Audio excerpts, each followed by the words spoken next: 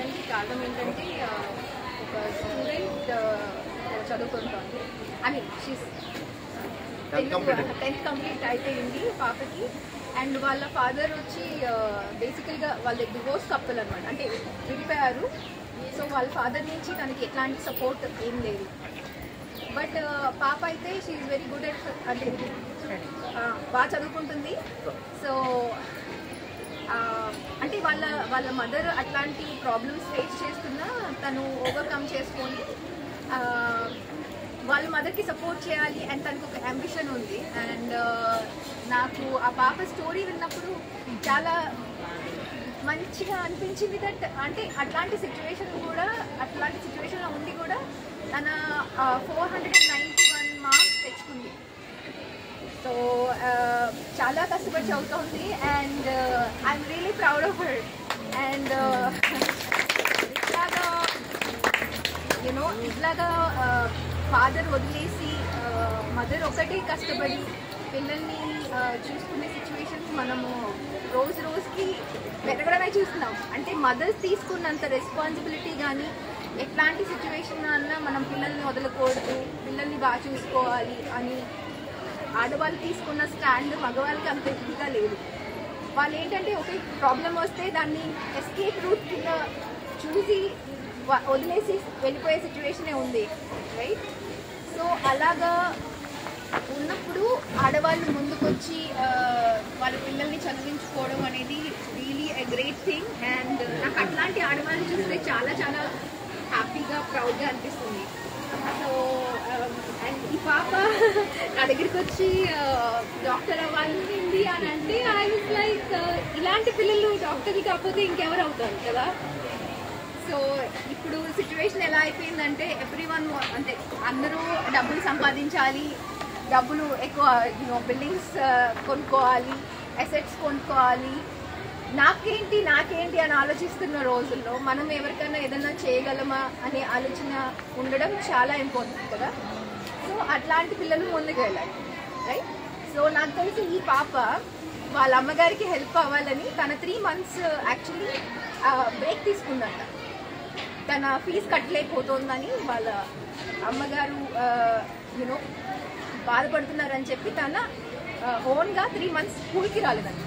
అయినా దుర్గాప్రసాద్ గారు వాళ్ళ టీచర్స్ని పంపించి మంచిగా చదువుకునే పాప ఇట్లా అవ్వడం కరెక్ట్ కాదని చెప్పి ఆ పాపని మళ్ళీ వాళ్ళ ఫ్యాకల్టీ పంపించి పాపని వెళ్ళకి స్కూల్కి రమ్మని చెప్పారు. So that is a very nice thing, right?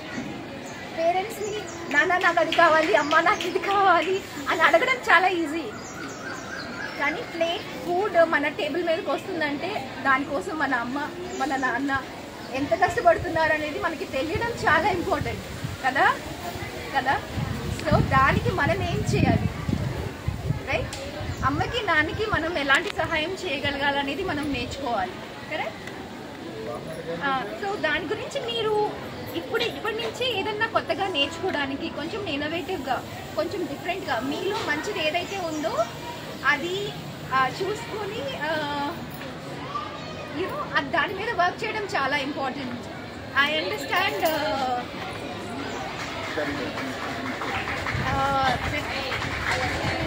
So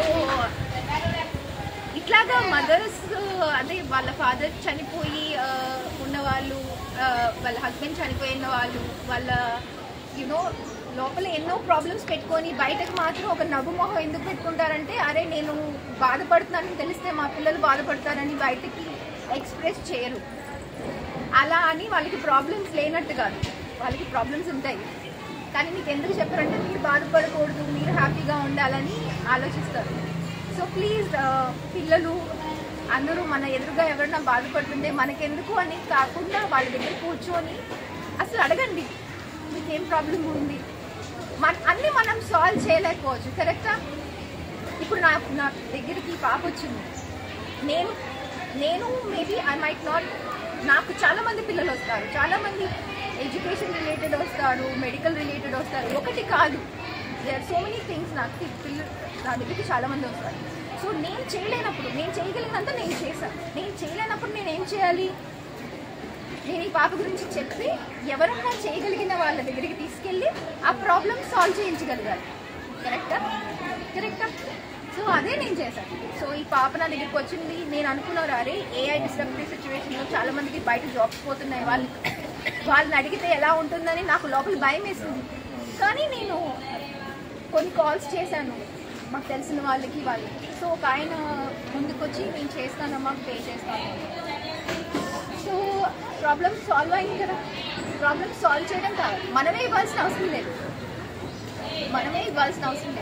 కానీ ఇవ్వగలిగే కెపాసిటీ ఉన్న వాళ్ళు ఉంటారు, రైట్?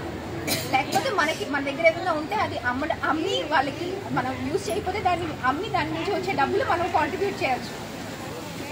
మన చుట్టూ చాలా థింగ్స్ ఉంటాయి కదా దట్ వీ డోంట్ యూజ్, లేకపోతే మనం కలెక్ట్ చేయవచ్చు. మనం స్టూడెంట్స్ అయితే ఒక స్టూడెంట్ ఇలా ఉందనుకోండి, 10 మంది స్టూడెంట్స్ 22,000 కలెక్ట్ చేయాలి అంటే ఎంత కలెక్ట్ చేయాలమ్మా పర్ స్టూడెంట్? ఒక 10 మంది స్టూడెంట్స్ ఉన్నారు, ఒక పాప ఇలాగ ఉంది, 22,000 కట్టాలి.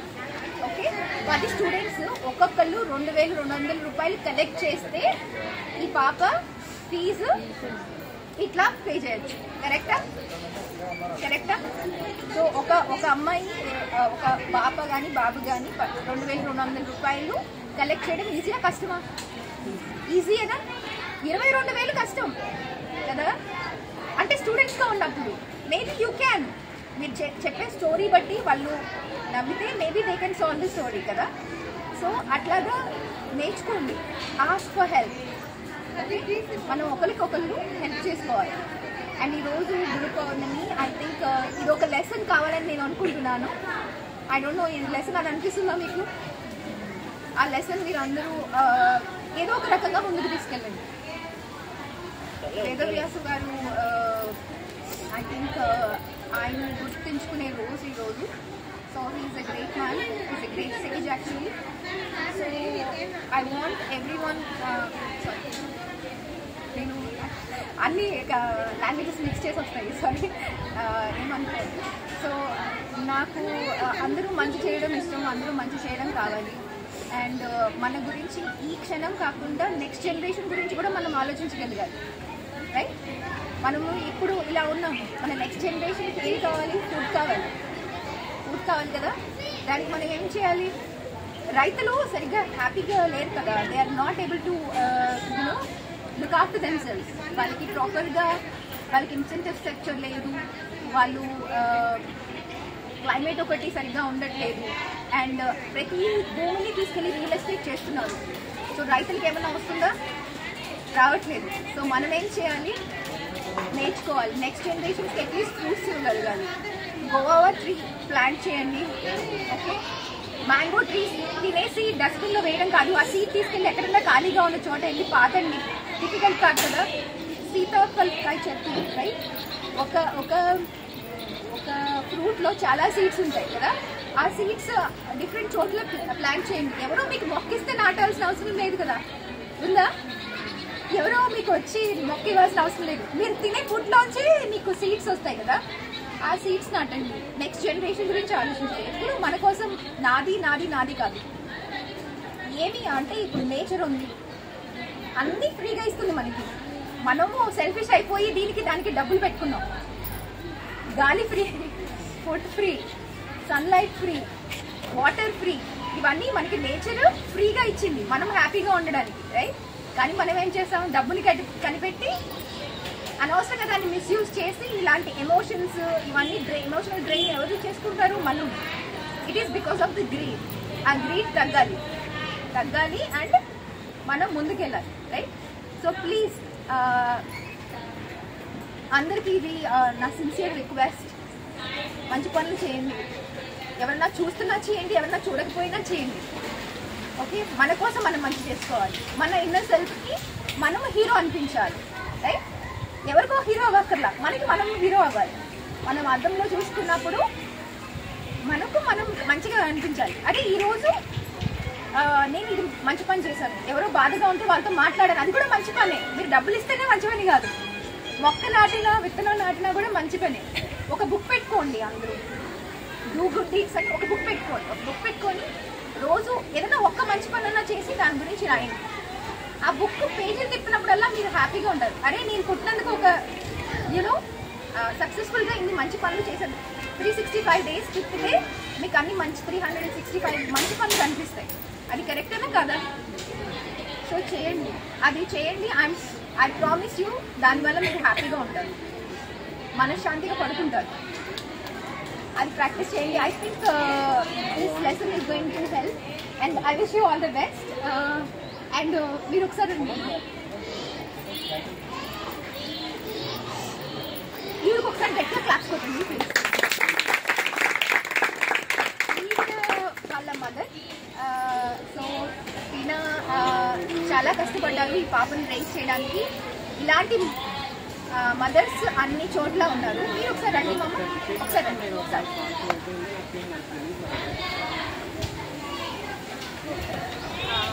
ఈవిడ ఒక మదర్.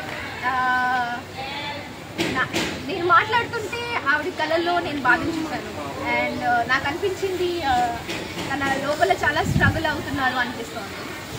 సో ఇట్లా చాలామంది ఉన్నారు అండ్ మనం పని చేయాలి. ఇట్లాంటి వాళ్ళ కోసం పని చేయాలి. మన కోసం మనం ఎప్పుడైనా పని చేసుకోవచ్చు, రైట్?